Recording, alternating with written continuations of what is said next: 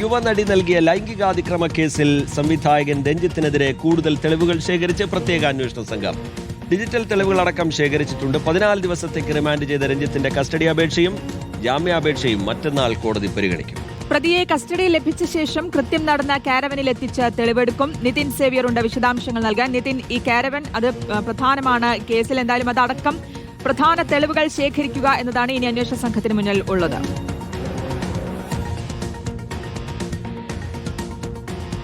ലൈംഗിക അതിക്രമ കേസിൽ നിലവിൽ രഞ്ജിത്ത് റിമാൻഡിലാണുള്ളത്. ഇദ്ദേഹത്തിന്റെ ജാമ്യാപേക്ഷയും ഒപ്പം തന്നെ പോലീസിന്റെ കസ്റ്റഡി അപേക്ഷയും ശനിയാഴ്ചയാണ് കോടതി പരിഗണിക്കുന്നത്. അന്ന് രഞ്ജിത്തിനെ സംബന്ധിച്ച് വളരെ നിർണായകമാണ്. പ്രത്യേകിച്ച് കസ്റ്റഡിയിൽ വേണമെന്ന ആവശ്യത്തിൽ പ്രോസിക്യൂഷൻ ഉറച്ചു നിൽക്കുകയാണ്. കസ്റ്റഡിയിൽ വാങ്ങിയാൽ മാത്രമേ കൂടുതൽ തെളിവെടുപ്പ് നടത്താനാകൂ എന്ന നിലപാടിലാണ് പ്രോസിക്യൂഷൻ ഉള്ളത്. കാരവാനെ അടക്കം എത്തിച്ച് തെളിവെടുപ്പ് നടത്തേണ്ടതുണ്ട്. കൂടുതൽ ഡിജിറ്റൽ തെളിവുകൾ ശേഖരിക്കേണ്ടതുണ്ട് അടക്കമുള്ള കാര്യങ്ങളാണ് കോടതിയിൽ കഴിഞ്ഞ ദിവസം ഈ പ്രോസിക്യൂഷൻ പറഞ്ഞിട്ടുള്ളത്. അപ്പോൾ ഈ കസ്റ്റഡി ലഭിച്ച ശേഷമായിരിക്കും ഈ കാരവാൻ കണ്ടെത്തേണ്ടതുണ്ട്, അവിടെ എത്തിച്ച് തെളിവെടുപ്പ് നടത്തേണ്ടത്. ഒപ്പം തന്നെ അന്ന് ഈ സെറ്റിലുണ്ടായിരുന്ന മറ്റ് ചില സഹപ്രവർത്തകരെയും മൊഴിയെടുക്കേണ്ടതുണ്ട്.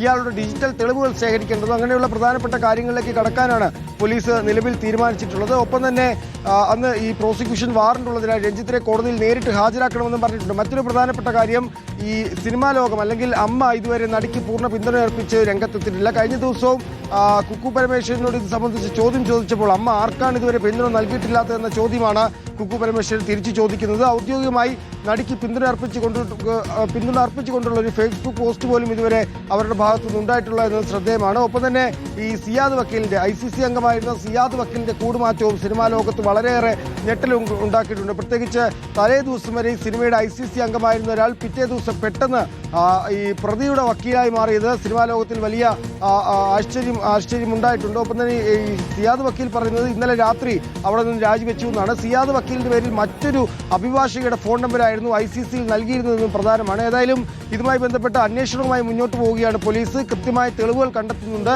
രഹസ്യമൊഴിയുടെ അടിസ്ഥാനത്തിൽ നടത്തിയ തെളിവ് ശേഖരണം, അതിനുശേഷമാണ് തൊടുപുഴയിൽ വെച്ച് രഞ്ജിത്തിനെ അറസ്റ്റ് ചെയ്തത്. അതിനുശേഷം ഇപ്പോൾ നിലവിൽ റിമാൻഡിലാണ് സംവിധായകനുള്ളത്. ഓക്കെ, എന്തായാലും ലൊക്കേഷനിൽ ഒപ്പം ICC ഒക്കെ അംഗങ്ങളുടെ അടക്കം മൊഴിയെടുക്കുക എന്നടക്കമുള്ള കാര്യങ്ങളുണ്ട്.